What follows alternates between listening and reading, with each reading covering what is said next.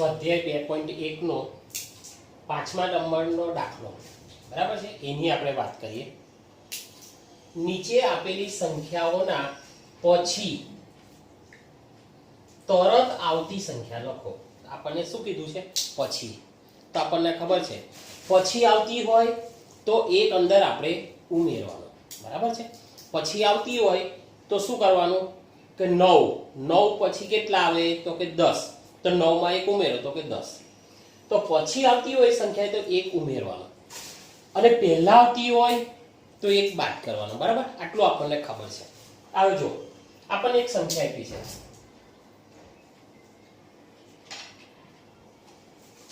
આપણને એક આ સંખ્યા આપી છે કે 24,40,701 24,40,701 ના પછી તરત આવતી સંખ્યા। તો આ સંખ્યા છે એની અંદર આપણે એક ઉમેરી દઈએ બરાબર છે। ચાલો એકમ નો કેટલો છે 1, 1 માં 1 ઉમેરો એટલે કેટલા થયા 2 બરાબર છે। તો 701 ને બદલે કેટલા થઈ જશે 702। તો 24,40,702 છે એકદમ સહેલું। હવે તમે જુઓ બરાબર 1,199 1,199 બરાબર છે। હવે તમે જુઓ 1,199 ની અંદર ના પછી તરત આવતી સંખ્યા શોધો એવું આપણને કહે છે બરાબર છે। હવે આની અંદર શું કરવાનું છે આપણે આ સંખ્યાની અંદર એક ઉમેરો એટલે એની પછી કઈ સંખ્યા આવશે એ આપણને તરત ખબર પડશે। જો તો હું શીખવાડું તમને, આપણને આવું આપ્યું છે બરાબર છે 1,199 એની અંદર એક ઉમેરો 9 ને 1 10 10 16 વધીએ 9 ને 1 10 10 16 વધીએ 1 ને 1 2 0 ના 0 0 ના 0 1 નો 1 1,200 આવી ગયું 1,200। ત્રીજી આપણી સંખ્યા છે જો 10,99,999 ના પછી તરત આવતી સંખ્યા। તો આપણે શું કરવાનું એની અંદર એક ઉમેરી દઈએ એટલે એની પછી કઈ સંખ્યા આવશે એ આપણને મળી જશે। જો 10,99,999 આ એક સંખ્યા છે, એની અંદર એકમના અંકમાં એક ઉમેરી દો। તમે જો 9 ને 1 10 0 વધીએ 9 ને 1 10 0 વધીએ 9 ને 1 10 0 વધીએ 9 ને 1 10 0 વધીએ 9 ને 1 10 0 વધીએ 1 નો 1 શું આયા 11 લાખ। કેટલા આવ્યા 11 લાખ। તો 10,99,999 પછી તરત આવતી સંખ્યા કઈ તો કે 11 લાખ છે એકદમ સિમ્પલ। આગળ એની પછીની સંખ્યા 23,45,670 ના પછી તરત આવતી સંખ્યા કઈ।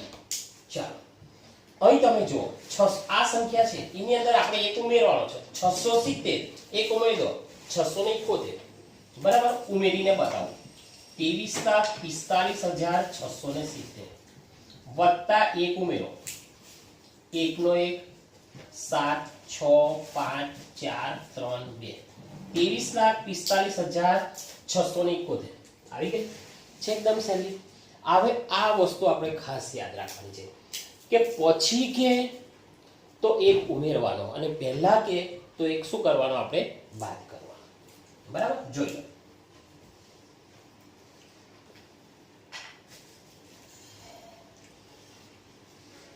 ચાલો દાખલા નંબર 6 શું કહે છે આપણને, તમે પણ પાઠ્યપુસ્તકની અંદર જોતા રહેજો બરાબર છે।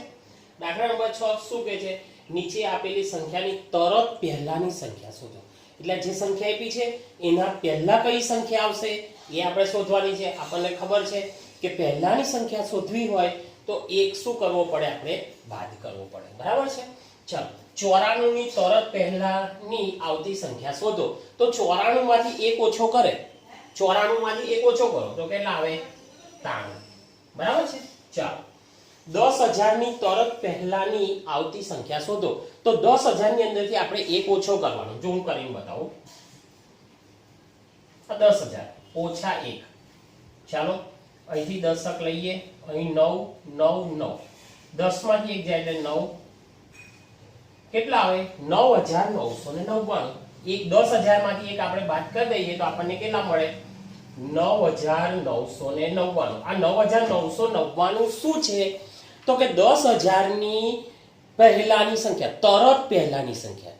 10000 પહેલા કેટલા આવે તો કે 9999. બરાબર છે.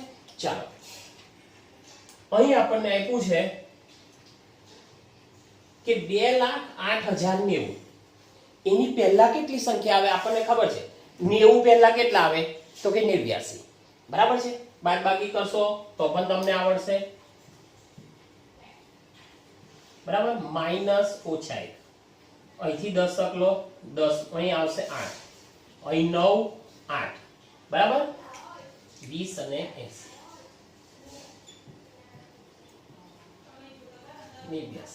બરાબર છે સિમ્પલ. ખાલી એક શું કરવાની છે આપણે બાદબાકી કરવાની છે.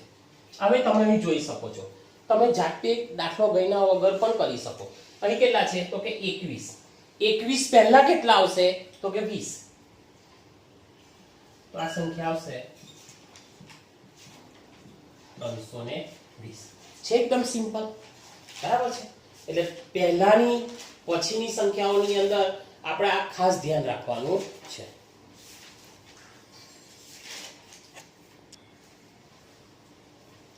ચાલો દાખલા નંબર 7 તમે પાઠ્યપુસ્તકની અંદર જોજો.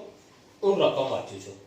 નીચે આપેલી સંખ્યાઓની જોડીમાંથી સંખ્યા રેખા પર કઈ સંખ્યા ડાબી બાજુ આવશે અને કઈ સંખ્યા જમણી બાજુ પર આવશે તે જણાવો, અને તેમની વચ્ચે કયા ચિહ્નનો ઉપયોગ થશે એ પણ આપણને જણાવવાનું છે. આપણને બે ચિહ્નો કયા આપ્યા છે, એક ગુરુત્તમ અને એક લઘુત્તમ.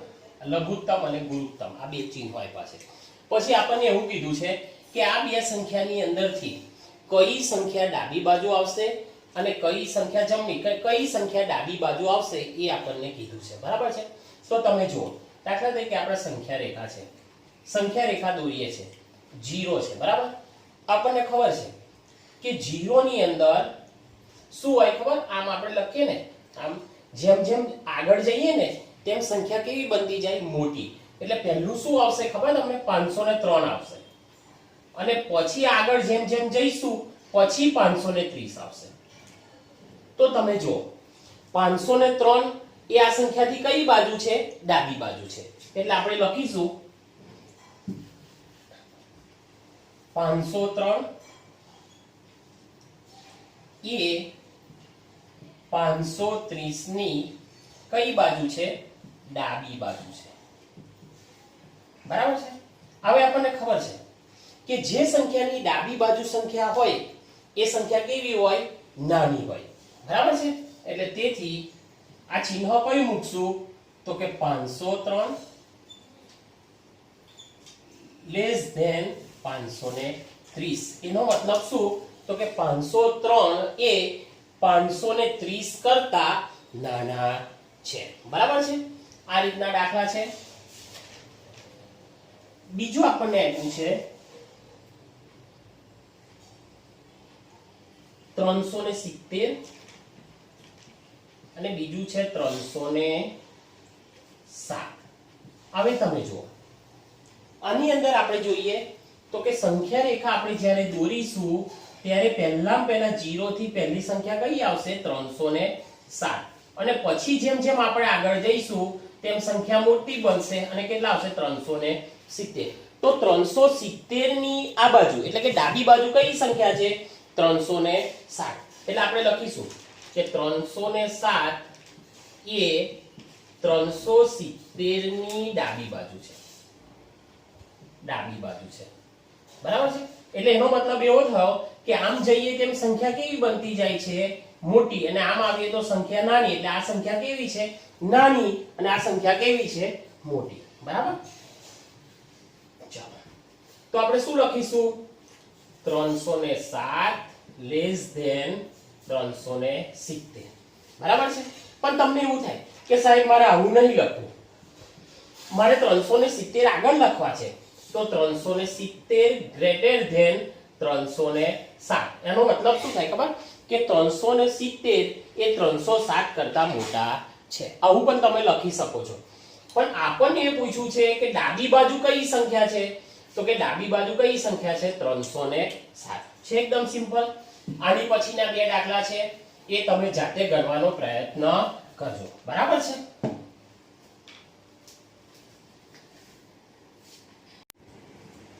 ચાલો સ્વાધ્યાય પોઈન્ટ 2.1 નો 8મા નંબરના દાખલાની વાત કરીએ.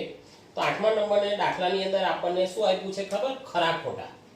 નીચે આપેલ વાક્યમાં કયું વાક્ય ખરું અને કયું વાક્ય ખોટું છે તે જણાવો, એવું આપણને કીધું છે. હવે પહેલા નંબરનું એ છે કે શૂન્ય એ સૌથી નાની પ્રાકૃતિક સંખ્યા છે. બરાબર? આપણને ખબર છે કે સૌથી નાની પ્રાકૃતિક સંખ્યા 1 છે, શૂન્ય નથી. એટલે આપણું આ શું આવશે? ખોટું આવશે. બીજું, 400 એ સંખ્યા 399 પહેલાની સંખ્યા છે, તો કે ના. 400 એ 399 પછીની સંખ્યા છે, પહેલાની નથી. પહેલાની તો કેટલી આવશે? 398. એટલે આપણને કેવું કહેવાય? ખોટું. બરાબર છે. ચાલો, શૂન્ય એ સૌથી નાની પૂર્ણ સંખ્યા છે, એ તો બરાબર છે. શૂન્ય એ સૌથી નાની પૂર્ણ સંખ્યા છે, એટલે એ આપણું કેવું આવશે? સાચું. આગળ, 600 એ સંખ્યા 599 ના પછી આવતી સંખ્યા છે. તો 599 પછી કેટલા આવે? તો કે 600. બરાબર છે. 599 માં એક ઉમેરો તો કેટલા થઈ જાય? 600. એટલે આપણને કેવું આપણું? સાચું. દરેક પ્રાકૃતિક સંખ્યા પૂર્ણ સંખ્યા છે. સાચું. દરેક પ્રાકૃતિક સંખ્યાઓનો સમાવેશ પૂર્ણ સંખ્યાની અંદર થાય છે, એટલે આપણને કેવું આવશે? આપણું સાચું. બરાબર છે. ચાલો આગળ, દરેક પૂર્ણ સંખ્યા પ્રાકૃતિક સંખ્યા છે? ના. દરેક પૂર્ણ સંખ્યા પ્રાકૃતિક સંખ્યા નથી, કારણ કે પૂર્ણ સંખ્યાની શરૂઆત 0 થી થાય છે અને 0 એ પ્રાકૃતિક સંખ્યામાં આવતા નથી. એટલે આપણું કેવું આવશે? આ ખોટું આવશે. ચાલો, જી, 2 અંકની પૂર્ણ સંખ્યા પહેલા આવતી સંખ્યા 1 અંકની ન હોઈ શકે. ન હોઈ શકે. દાખલા તરીકે સમજો કે 10 એ એક આ પૂર્ણ સંખ્યા છે, તો 10 પહેલા કઈ આવશે? તો કે 9. આ 1 અંકની આવે છે, અહીં શું કે 1 અંકની ના આવે. એટલે આપણું કેવું? ખોટું. ચાલો આગળ, 1 એ સૌથી નાની પૂર્ણ સંખ્યા છે? ના. 1 એ સૌથી નાની પૂર્ણ સંખ્યા નથી. કોણ છે? તો કે 0. એટલે આપણને ખોટું. ચાલો આગળ, પ્રાકૃતિક સંખ્યા 1 ના પહેલા કોઈ પણ સંખ્યા આવતી નથી. બરાબર છે. પ્રાકૃતિક સંખ્યા 1 ના પહેલા કોઈ પણ સંખ્યા આવતી નથી. બરાબર? પ્રાકૃતિક સંખ્યાની શરૂઆત જ 1 થી થાય છે. બરાબર? એટલે આપણું કેવું આવશે? સાચું. આગળ, પૂર્ણ સંખ્યા 1 ની પાસે તેની પહેલા આવતી કોઈ સંખ્યા નથી. બરાબર છે. પૂર્ણ સંખ્યા 1, તો 1 પહેલા તો 0 આવે છે, એટલે આ કેવું છે? આપણું ખોટું. આગળ, પૂર્ણ સંખ્યા 13 એ પૂર્ણ સંખ્યા 11 અને 12 ની વચ્ચેની સંખ્યા છે. 13 કઈ 11 અને 12 ની વચ્ચે ના આવે. બરાબર છે. એટલે આપણું કેવું? ખોટું. બરાબર? 13 થોડા કે 11 અને 12 ની વચ્ચે આવે. ચાલો આગળ, પૂર્ણ સંખ્યા 0 પાસે તેના પહેલા આવતી કોઈ પણ સંખ્યા નથી. તો કે પૂર્ણ સંખ્યા 0 એની પહેલા કોઈ પણ એની પાસે સંખ્યા નથી. બરાબર છે. એટલે એ કેવું આવશે? સાચું.